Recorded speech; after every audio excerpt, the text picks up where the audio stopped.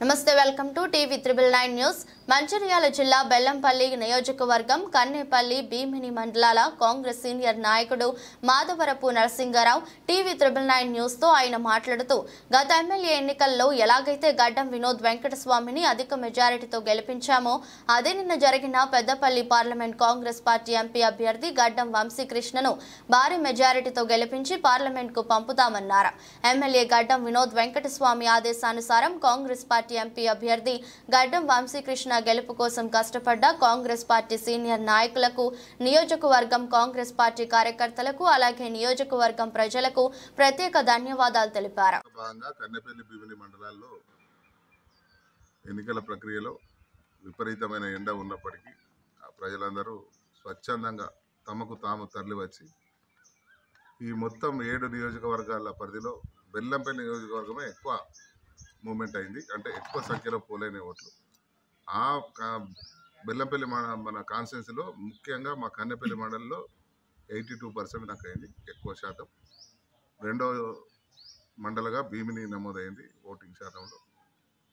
ప్రజలందరూ స్వచ్ఛందంగా తరలిచ్చారు. వారి వాహనాలు వారు వ్యక్తిగతంగా నడిచొచ్చి కాంగ్రెస్ పార్టీ పట్ల ప్రేమతో ఎక్కువ ఓటింగ్ జరిగిందని మేము భావిస్తున్నాం.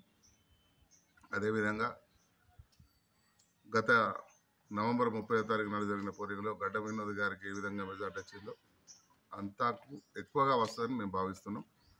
ముఖ్యంగా ఇక బీఆర్ఎస్ నాయకులు అయితే రాత్రి వరకు బీఆర్ఎస్ అన్నారు, తర్వాత బీజేపీ పార్టీ వైపు ఓట్లు వేయించారు. అంటే కుల్లా చెప్తారు బీజేపీ కోటేయాలని. అరే ఈ దిగుమాలకి ఏమైంది, ఇట్లా బీఆర్ఎస్ వాళ్ళు బీజేపీకి చెప్తారు ఏంది అన్న అని చాలా మంది అడిగితే నేను కూడా సమాధానం చెప్పలేకపోయినా. కాకపోతే మీదికి వెళ్ళే ఆర్డర్స్ ఉన్నాయా, లేకపోతే వీళ్ళు రాముని పేరు మీదనో లేకపోతే మోడీ పేరు మీదనో పడే ఓట్లకు మా ఓట్లు కలిపి రేపు మేమే వేయించినామని బీజేపీలో పోయి కలవడానికో వాళ్ళు ఒక ఎత్తుగా దాన్ని వాడుకున్నారని మేము అనుకున్నాం. కాకపోతే ప్రజలందరూ అయితే ఏకపక్షంగా కాంగ్రెస్ పార్టీ వైపు మొగ్గి ఓట్లేసారు. ఖచ్చితంగా మంచి మెజార్టీ, అంటే పోయినసారి కంటే ఎక్కువ డబల్ మెజార్టీ మాకు వస్తారని మేము భావిస్తున్నాం. ఎందుకంటే వాళ్ళ గడ్డం ఫ్యామిలీ అంటేనే కాకా వెంకటస్వామి కుటుంబం చాలా మంచి పేరు ప్రతిష్టల కుటుంబం, ఎటువంటి అవినీతి మచ్చలు లేని కుటుంబం. ఇక గత ఎమ్మెల్యే గురించి మీకు తెలుసు, ఆయనతో పోల్చుకొని వినోద్ గారిని గెలిపించారు. అదేవిధంగా బీజేపీ పార్టీని బనియా పార్టీ అని, బ్రాహ్మణుల పార్టీని బనాయించిన వాళ్ళే ఈరోజు మళ్ళా వాళ్ళకే ఒత్తాసు వలుపుతూ వాళ్ళ వైపు ఒగ్గి ప్రచారం చేయడం సిగ్గుచేటు. అంటే ఇంతకుముందు ఏమంటే ఇక చిన్న పెళ్లి చేసుకున్న దాంతో కాక ఇంకొంత దాంతో సంసారం చేసినట్టు ఏదైనా ఉంటే కరెక్ట్ క్లియర్గా ఏ పార్టీకి మనం కట్టుబడి ఉన్నామో, పార్టీ నిర్ణయాలకు కట్టుబడి ఉన్నామో వాళ్ళకి చేయాలి. కానీ ఈ పార్టీలు ఉండడు ఆ పార్టీకి సపోర్ట్ చేస్తారు అనేది చాలా విచిత్రంగా అనిపించింది. ప్రజలు కూడా చీకొడుతురు. ఇంత సిగ్గులేని తరంగా బీఆర్ఎస్ కార్యక్రమం ప్రజలు కాంగ్రెస్ పార్టీ వైపే మొగ్గు చూపారు. ఏ సర్వే ప్రకారం చూసినా ఏ ప్రకారం చూసినా ఖచ్చితంగా మేము ఫుల్ మెజార్టీ తోటి మేము గెలుస్తాం. నాకు తెలిసి 1-2 లక్షల మధ్యలో మెజార్టీ ఉంటుంది అనుకుంటున్నాం పెద్దపల్లి పార్లమెంట్ పరిధిలో. దాంట్లో మేము ఖచ్చితంగా విజయదుని మోగిస్తాం. మేము విజయ ఉత్సవ ర్యాలీలు జరుపుకి మరొకసారి ధన్యవాదాలు తెలియజేస్తూ రేపు రాబోయే సర్పంచ్ ఎలక్షన్లో కానీ ఎంపీటీసీ ఎలక్షన్లో కానీ ఇదే పరంపర కొనసాగించాలని కోరుకుంటూ, ఎందుకంటే ఎమ్మెల్యే కానీ ఎంపీ కానీ సర్పంచులు ఎంపీటీసీలు జెడ్పీటీసీలు అందరూ ఒకవైపు ఉంటే అక్కడ డెవలప్మెంట్ జరుగుతుంది. మళ్ళీ సర్పంచ్ ఒకవైపు, ఎంపీటీసీ ఒకవైపు, ఎమ్మెల్యే ఒకవైపు, ఎంపీ, ఈ విధంగా అన్ని వేరు ఉంటే అక్కడ డెవలప్మెంట్ కూడా జరగదు. ప్రజలు రేపు మాకు స్థానిక సంస్థల్లో కూడా సపోర్ట్ చేస్తారని నమ్మకం ఉంది.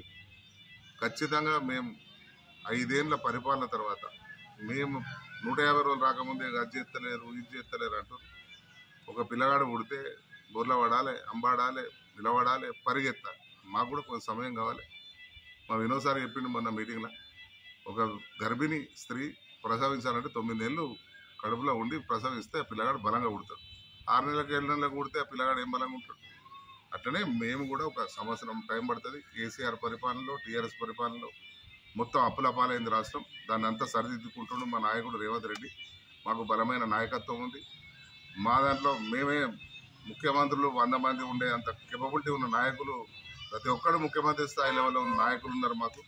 అలా కేసీఆర్ తప్ప కేటీఆర్ తప్ప వేరే ముఖ్యమంత్రి అనేటోడు కూడా లేడు. అది వాళ్ళు కూడా కార్యకర్తల గురించే గుర్తించే నిన్న బీజేపీ కొట్టేసారు. అంతా బీఆర్ఎస్ పార్టీ 0 అయింది. ఈ స్థానిక సంస్థలతో పూర్తి పతనానికి అవుతుంది. అది బీజేపీలో లేకపోతే ఇంకెన్నో విలీనమయ్యే పరిస్థితులు కనబడుతున్నాయని జనం అనుకుంటారు, మేమనేది కాదు అది. కాబట్టి 1కి 2 సార్లు ఆలోచించి ప్రజలు ఓట్లేసారు, ఎమ్మెల్యే కానీ ఎంపీ కానీ. రేపు స్థానిక సంస్థల్లో కూడా మాకు మద్దతుగా ప్రజలు అండగా నిలుస్తారని నమ్మకం ఉంది. జై కాంగ్రెస్, జై కాంగ్రెస్, జై రేవంత్ రెడ్డి గారి నాయకత్వం, సోనియా గాంధీ గారి నాయకత్వం, గడ్డ వినోద్ గారి నాయకత్వం, వంశీ కృష్ణ గారి నాయకత్వం.